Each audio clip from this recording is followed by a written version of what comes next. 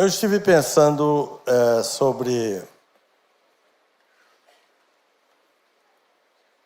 a condição de vida das pessoas. E até mesmo conversando com o Zé, né? Perguntei para ele se eu podia falar o nome dele. Ele falou assim, fica à vontade. Nós somos muito íntimos. Eu e o Zé, nós brincamos muito, né? Brincamos mesmo, assim. E quando eu viajo, ele quer viajar comigo e aquela coisa. E ele falando, não, pastor, se eu morrer, tudo bem, eu vou para o céu, né? Eu digo, é. E aí nós brincamos e falamos. E eu fui falar para ele aquilo que eu entendo do céu, que eu não entendo igual todo mundo entende, não, viu? Muita gente que pensa que o céu chega lá, é um jardim bonito, e todo mundo fica andando para lá e para cá, com a roupa branca, e não faz nada, pegando uma brisa. Não entendo assim. Eu estava falando da realidade do céu. A realidade que eu entendo é a plenitude de Deus nas nossas vidas. Assim que eu entendo o céu. Do que eu entendo o céu.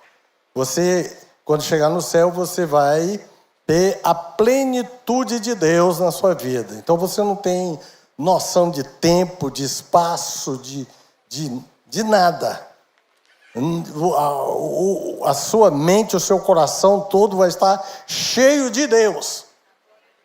Num gozo pleno que 1000 anos vai ser como um segundo. Porque nós estaremos integrados com Deus. E aí ele perguntou, e o inferno? Aí eu falei também, o inferno também é eterno, só que a ausência de Deus na vida das pessoas causa um sofrimento terrível.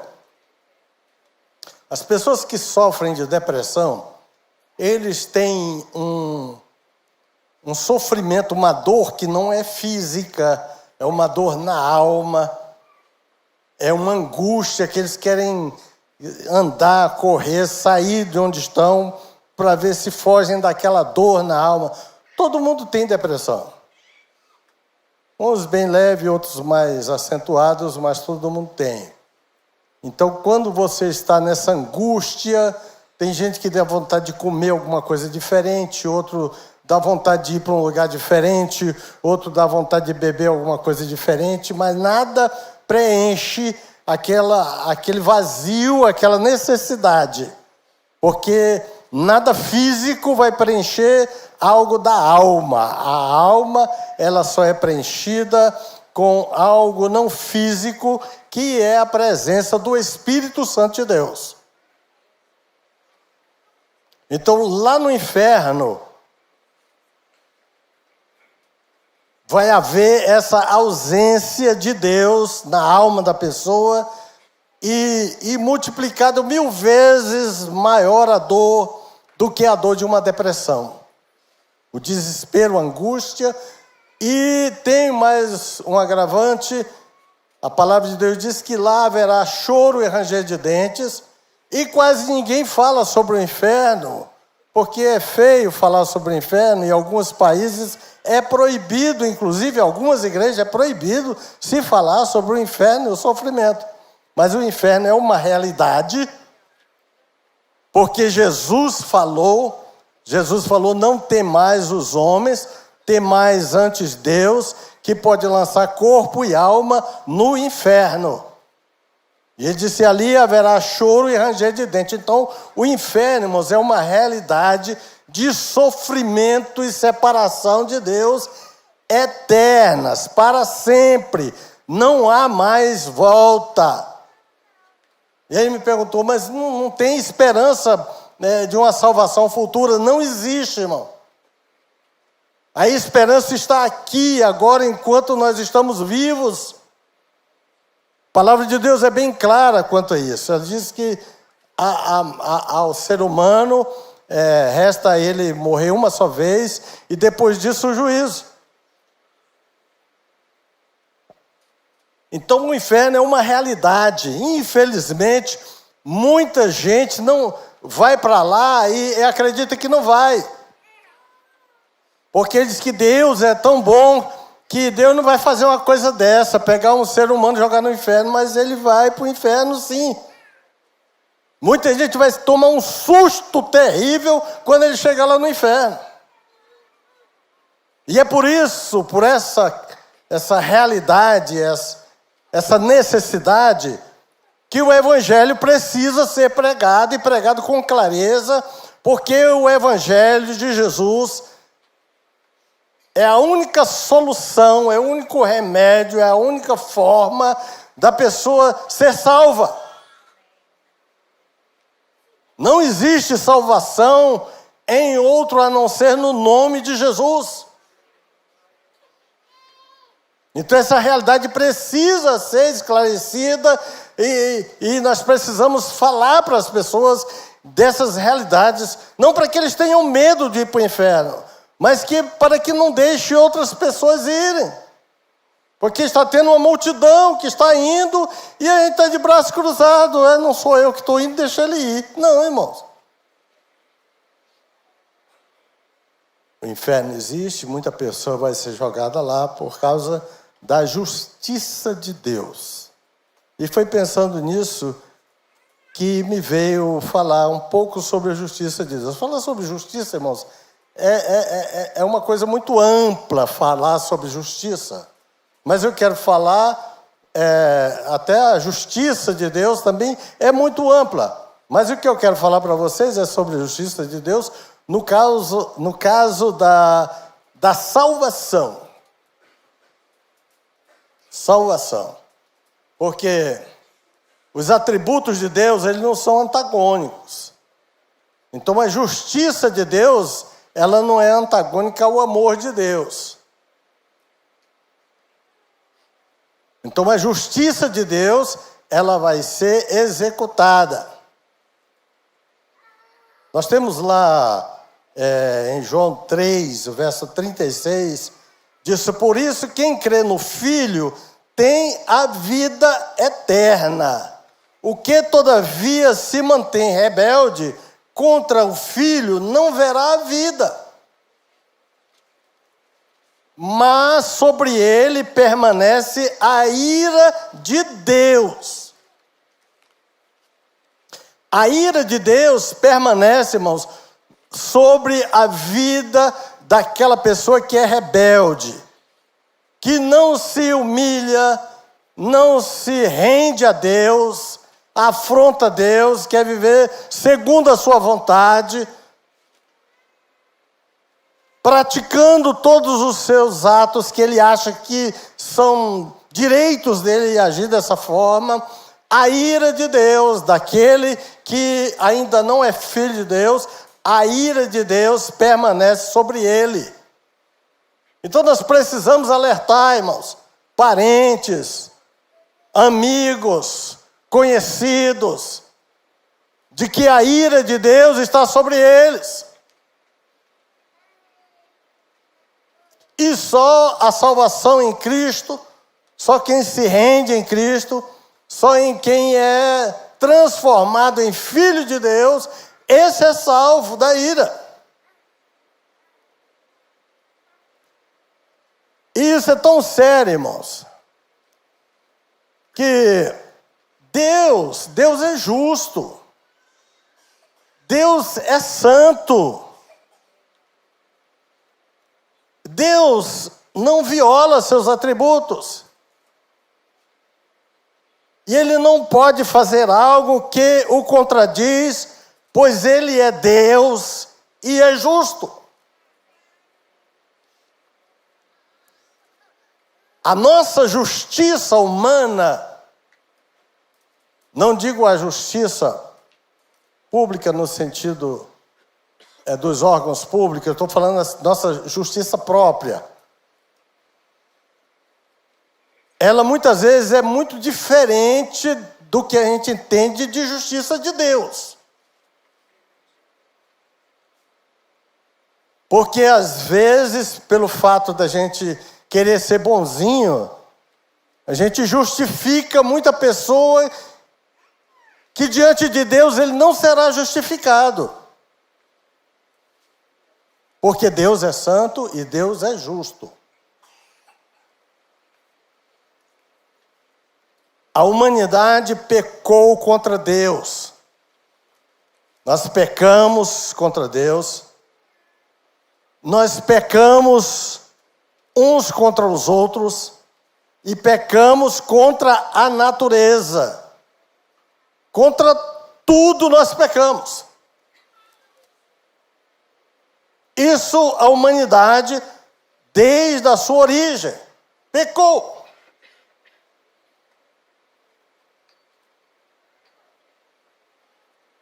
E esse pecado, irmãos, ele tem agravantes, desdobramentos. Muita gente pensa que o pecado, no início, ele simplesmente é uma desobediência. O homem desobedeceu e pronto. Mas não, ele tem agravantes dessa desobediência. A humanidade, o homem se tornou um outro ser daquele ser que foi criado na sua originalidade por Deus. Essa desobediência, e eu vou falar alguns resultados aqui da entrada desse pecado na história do homem. O pecado, irmãos, ele mudou a natureza do homem. A nossa natureza, ela foi mudada. Então, a natureza do homem que está em pecado é uma natureza caída. Então, da nossa natureza é que surgem as nossas vontades, desejos, ações, reações. Tudo isso faz parte da nossa natureza. Até o que a gente come faz parte da nossa natureza. E isso foi deturpado, isso foi mudado por causa do pecado. Isso é um desdobramento do pecado. O pecado, ele mudou até a concepção e o parto. O Senhor falou para a mulher, agora com dores será a tua conceição. Então o pecado trouxe um sofrimento muito grande, físico e não físico também.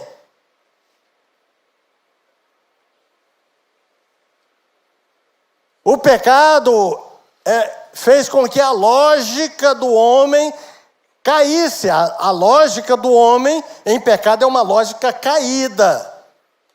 Então, como a lógica dele é caída, os seus pensamentos, as suas conclusões, elas são diferentes da conclusão de Deus, da lógica de Deus.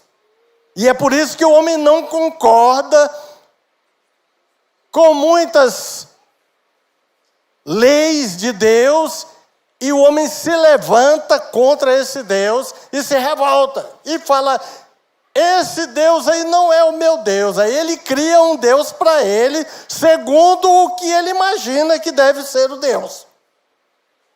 Um Deus que convive com o pecado, não tem santidade, é cheio de concessões, aprova os seus erros, não fica irado com as injustiças. Então ele cria um Deus, esse aí é o meu Deus. Mas não é o Deus verdadeiro, o Senhor. Não é. Não é Deus. Porque a lógica do homem é caída e ele tem uma dificuldade muito grande de entender, compreender Deus. Tem pessoas que vivem num conflito muito grande por causa disso. Lógica caída. O homem passou a corromper aquilo que Deus fala. Lá no Éden começou isso. Não foi assim que Deus falou. Deus falou assim, assim, assim. Então o homem, daí veio o início dessa corrupção, de corromper, de mudar aquilo que Deus fala.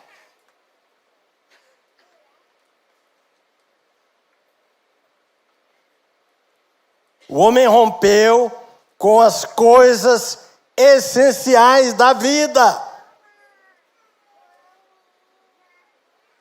Sua relação com Deus. O relacionamento com Deus hoje, muitas vezes, é colocado em último lugar e muitas vezes em lugar nenhum, porque o homem não se submete, ele não quer ter um relacionamento com Deus. Simplesmente ele quer viver a sua vida da forma que ele acha que está correta e pronto. Ele exclui Deus das suas decisões, ele toma decisões sem consultar a Deus, ele age por sua conta própria, vai onde quer, faz o que quer, vive onde quer e assim por diante. Ele não consulta Deus porque a sua relação com Deus é quebrada, é cortada. Sua relação com o próximo. Irmãos, eu tenho experiência própria disso, que uma relação com o próximo, eu estava me lixando para o próximo. Eu via alguém caído assim, eu falava, tomara que morra. Eu sempre fui mal. Deus teve que mudar isso no meu coração, quando Ele mudou a minha vida e eu nasci de novo. Eu agora passo a ter piedade das pessoas, quero socorrer. Mas isso não vem de mim, é de Deus, é a ação de Deus na nossa vida. Então, nosso relacionamento com o próximo é um relacionamento caído, deturpado. Muitas vezes queremos só usufruir, tirar vantagens, se beneficiar. Ninguém se preocupa tanto com o próximo, porque o homem rompeu com essas coisas que são essenciais da vida. Muita gente vive em tormento, problemas emocionais, porque ele não se relaciona com o próximo.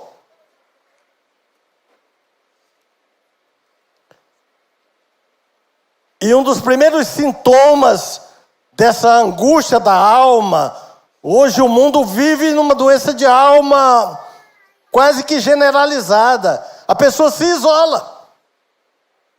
A pessoa quer viver num quarto, isolado, e quando chega uma visita, a pessoa começa a suar, ele não gosta de visita, não gosta de ninguém que se aproxime dele para dar um abraço, para dar um sorriso, porque ele se isola.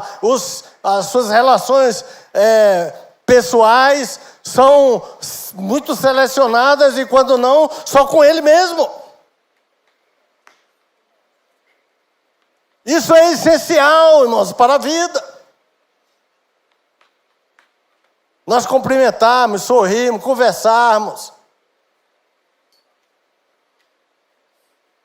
Contar história engraçada. Eu gosto de contar história, eu gosto de ouvir história engraçada. Eu gosto de rir, eu sou uma festa. Né? Coisas essenciais, esse relacionamento com o próximo é muito importante para nós. A sua relação com Deus, já falei da relação com Deus, relação com o próximo, e relação consigo mesmo. A relação consigo mesmo, irmãos. Muita gente vive num problema sério, um conflito sério, porque ele não se relaciona, ele não gosta dele. Não gosta. Tá certo que tem hora que se olha no espelho e se dá uma meia assustada, né? Eu, por exemplo, como eu moro no Goiás, né? Eu acho que eu tenho cara de goiano. Eu convivo aqui, né? É só as faces que eu vejo. Né? Aí quando eu olho no espelho eu assusto, que eu tenho cara de nordestino. Mas nem por isso eu deixo de gostar de mim. Irmão, eu gosto demais de mim. Eu gosto desse baixinho. Eu fico sozinho assim, lá na chácara, fico rindo de mim mesmo. Eu pensava que era doido, eu fui até para a internet pesquisar, porque era doido. Eu gosto de conversar comigo mesmo. Às vezes eu falo até uma heresia, eu falo assim, eu sou tão bom que eu sozinho me basto. Eu não preciso de mais ninguém.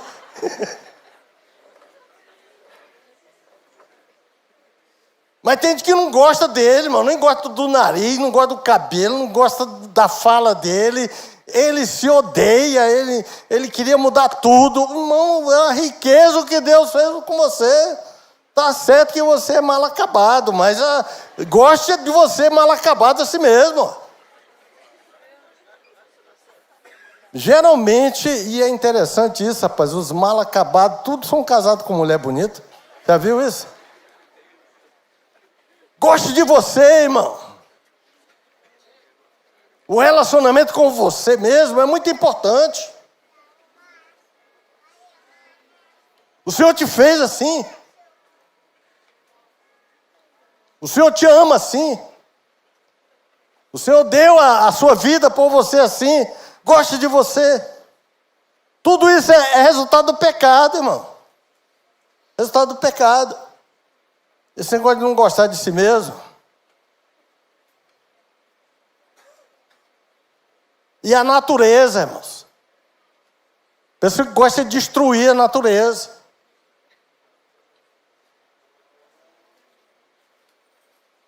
Gente que não pode ver uma árvore que ele quer derrubar. Às vezes não está não atrapalhando em nada. Não está atrapalhando nada.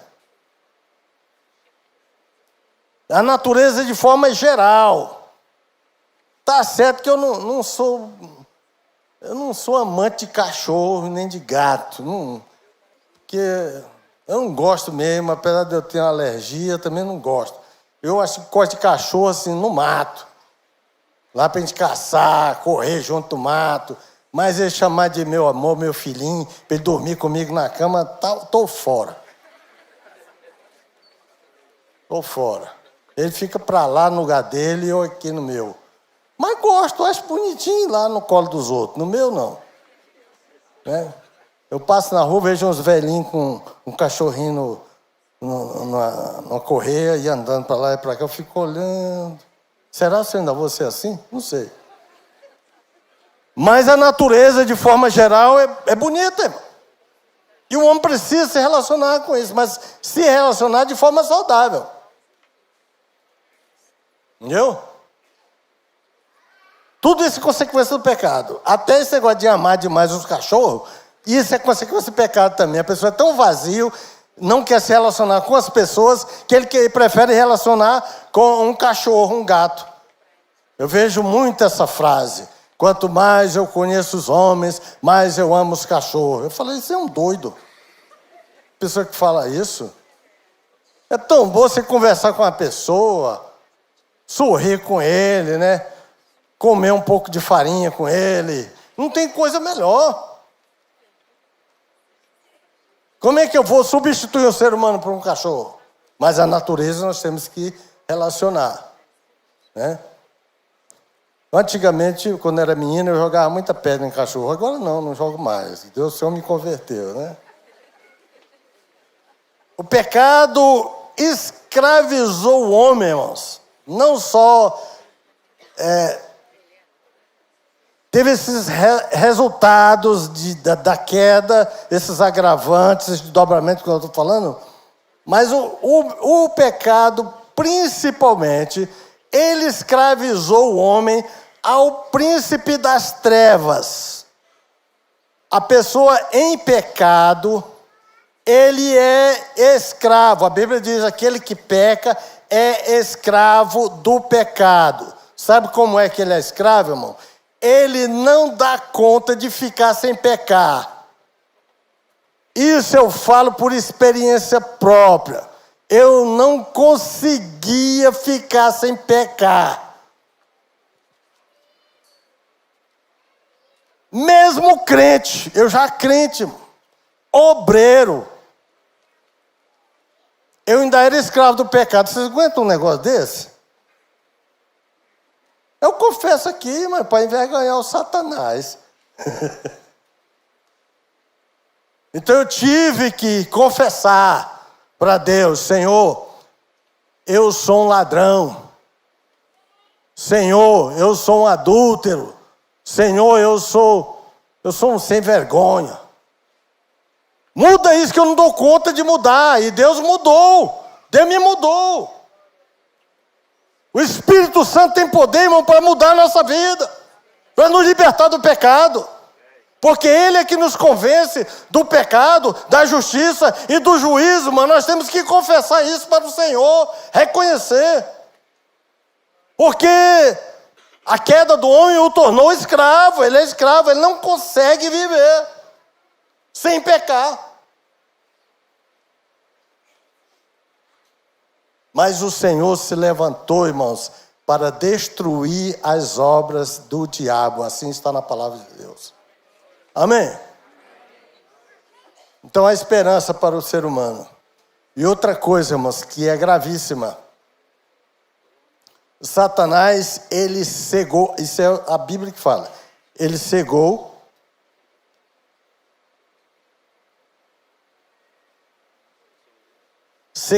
o entendimento.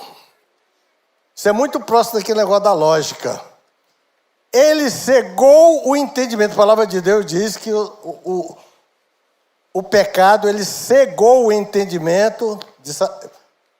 O Satanás cegou o entendimento da pessoa de tal forma que ele não entende as coisas de Deus. Porque ele quer compreender as coisas espirituais com uma mente carnal, com uma lógica humana. Porque ele está cego, ele não entende, não faz sentido a lei de Deus, os louvores, o louvor a Deus, os hinos, nada faz sentido para a pessoa, porque o seu entendimento está cego. Porque o diabo, ele, com mentiras, ele entorpece a mente, ele torce a lógica, ele cria uma coisa que chama sofisma, que são teorias falsas para destruir a mente da pessoa, e ele não crê na palavra de Deus, naquilo que Deus fala, que é pecado. A sua mente está conturbada, cheia de falsas filosofias humanas próprias, criadas pelo próprio ser humano. Cegou o entendimento com o quê? Com mentiras e ilusões. Porque a Bíblia fala que ele é o pai da mentira. A Bíblia não fala que Satanás é o pai da doença, o pai disso, daquilo. Ele fala que ele é pai da mentira. Ele é mestre em mentir, em iludir. Muita coisa que você pensa que é bonito demais, é só ilusão. O diabo, ele tem essa capacidade de, como se estivesse hipnotizando a pessoa, que ele acha a coisa melhor do mundo. Chega lá depois, não é.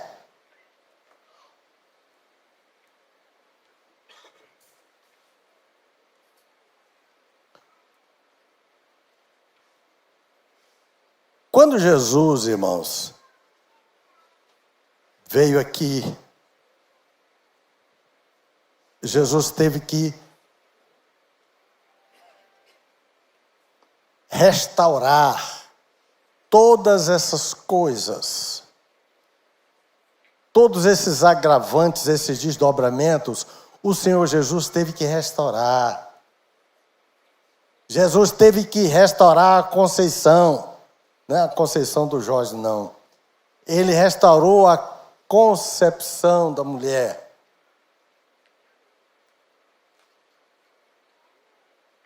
No seu nascimento. O Senhor Deus elevou a mulher a uma outra categoria. E todos esses resultados do pecado, o Senhor restaurou. Nós precisamos entender isso, irmãos, para quê? Para que nós valorizemos o sacrifício de Cristo.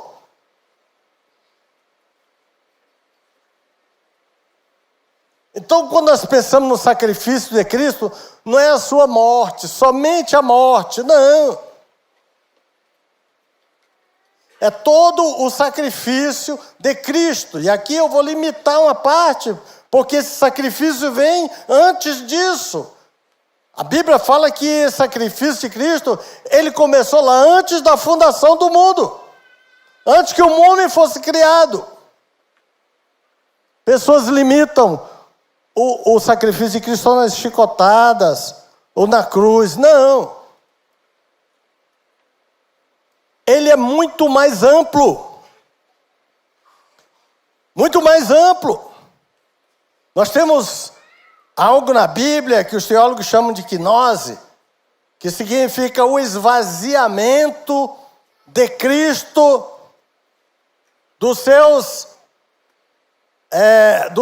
da sua deidade. Ele esvaziou-se. Efésios 2 diz que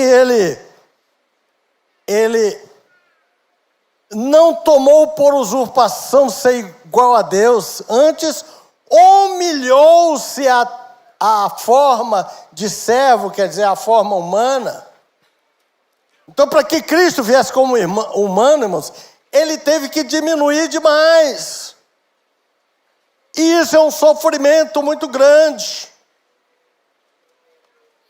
Os irmãos é porque nunca morreram e nunca foram glorificados. Mas no dia que vocês morrerem e forem glorificados, vocês vão ter essa ideia do que é um ser glorificado. E Jesus não foi só glorificado, ele era a própria a glória. Eu tenho certeza, tem muita gente que não quer morrer. Você fala muito crente aí, misericórdia. Veja essa boca para lá, bate até na madeira. Eu morrer? Não. Mas se você morrer e estiver na presença de Deus e for oferecido para você voltar aqui e viver de novo nesse corpo, você vai sentir nojo desse corpo, cheio de bactéria. Você não vai querer. Porque o corpo na presença de Deus, e ainda mais um corpo glorificado, ele é maravilhoso. Ele é excelso. Ele é pleno. Então, vir se esvaziar, aqui nós, esvaziar, e vir nascer como ser humano, é uma humilhação, é um sofrimento muito grande, só isso. O Senhor se esvaziou, irmãos, por causa de quê? Por amor. Por amor a nós. Ele se tornou igual a nós. Por amor. Jesus não foi morto, ninguém matou Jesus. Não, Jesus se entregou à morte. Ninguém tinha poder para matar Jesus. Ele se entregou à morte por amor a nós. Seu sangue foi derramado por amor a nós. Ele precisou comer. Teve sede. E coisas pequenas, mínimas,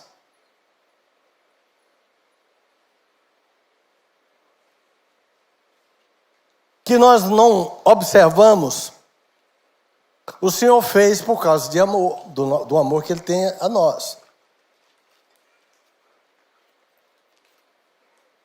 Eu vou ler aqui o texto de Efésios, que ele diz o seguinte: vocês estavam mortos em suas transgressões e pecados, nos quais costumavam viver quando seguiam a presente ordem deste mundo, e o príncipe do poder do ar, que é o diabo, o espírito que agora está atuando nos que vivem na desobediência.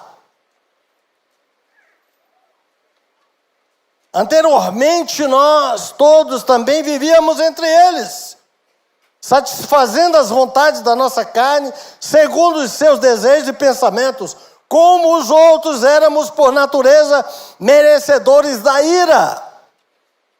Todavia, oh glória, Deus que é rico em misericórdia, pelo grande amor com que nos amou, deu-nos vida com Cristo, quando ainda andávamos mortos em transgressões, pela graça sois salvos. Aleluia, eu gosto tanto desse texto. Deus nos ressuscitou com Cristo e com Ele nos fez assentar nas regiões celestiais.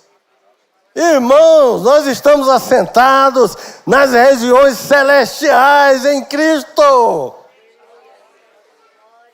Para que tristeza? Oh, glória! Para mostrar nas eras que hão de vir a incomparável riqueza de sua graça, demonstrada em sua bondade para conosco em Jesus Cristo. Pois vocês são salvos pela graça, por meio da fé. E isto não vem de vós, nem a fé também vem de vós. É dom de Deus. Deus proveu tudo. Não por obras, para que ninguém se glorie. Porque somos criação de Deus, realizada em Cristo Jesus, para fazermos boas obras, as quais Deus preparou antes para nós as praticarmos.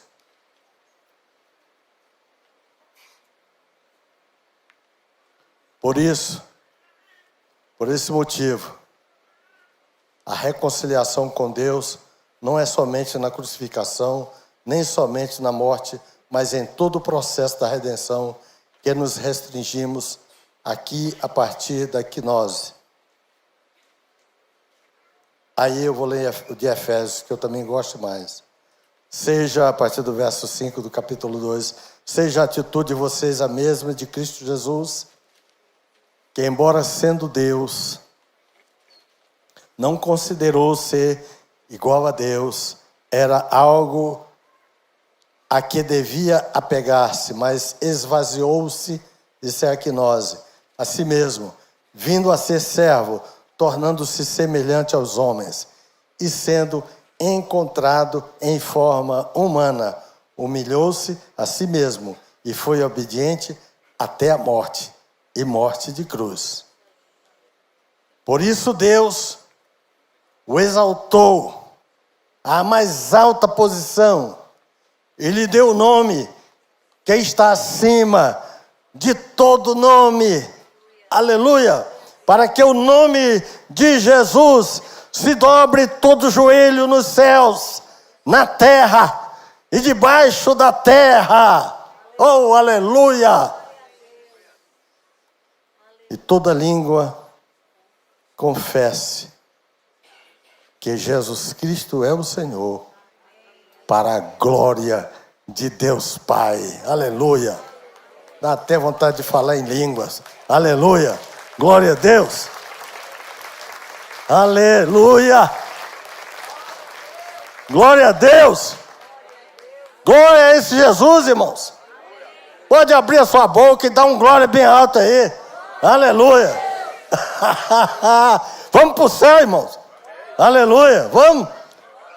Glória a Deus! Para isso, irmãos, Jesus humilhou-se. Aqui, nesse texto de Mateus, diz o seguinte, acho que Mateus 3, a partir do verso 13, assim: então Jesus veio da Galiléia ao Jordão para ser batizado por João. João, porém, tentou impedi-lo. João entendia, dizendo: eu preciso ser batizado por ti, e tu vens a mim? Respondeu-lhe Jesus: assim, deixe assim por enquanto, convém que assim façamos para cumprir toda a justiça. E João concordou. Jesus estava se referindo à justiça de Deus, que ele precisava cumprir todos os detalhes.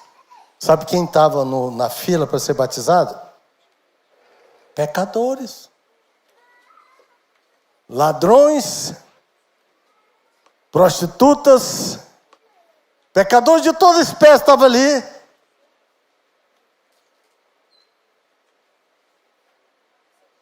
E Jesus entrou na fila também, irmãos. Jesus não entrou na fila dos senadores. Jesus não entrou na fila dos reis. Jesus se igualou a nós pecadores, para cumprir toda a justiça. Assim que Jesus foi batizado, saiu da água, e naquele momento o céu se abriu e ele viu o Espírito de Deus descendo como pomba e pousando sobre ele. Então uma voz do céu disse: este é o meu filho amado, de quem eu me agrado.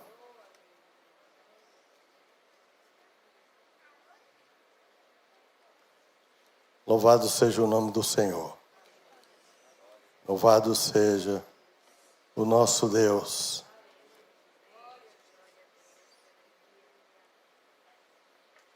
Segundo aos Coríntios, capítulo 5, verso 21, diz assim: Deus tornou pecado por nós aquele que não tinha pecado, para que nele nos tornássemos justiça de Deus. Quando nós realizamos a ceia, irmãos, nós estamos lembrando disso. E não só da morte de Jesus, mas da ressurreição. Porque Jesus ressuscitou. E nós também, aqueles que morrerem em Cristo, serão ressuscitados. E os que ficarem vivos serão transformados. E juntos subiremos para a glória sempre eterna de Jesus Cristo. Curve suas cabeças. Senhor Deus, aceita, Senhor, o nosso reconhecimento, o nosso entendimento, que foi descortinado pelo Senhor, para compreender essa grande obra de Cristo que reconciliou a nós com o Senhor. Esvaziou-se, deu tudo por nós. Por isso, Pai, não podemos ficar negligentes, indiferentes ao Senhor. Aceita a nossa vida, somos teu, o Senhor nos comprou. Fala, Senhor, aos corações, pelo teu Espírito, aquilo que eu não tenho condição de falar. Restaura as vidas nesta noite, os corações. Manifesta os dons espirituais na igreja. Cura os enfermos, liberta os oprimidos, Pai. Em nome de Jesus. Que a obra seja completa nas vidas. Para a glória de Deus, Pai. Em nome de Jesus. Amém e amém.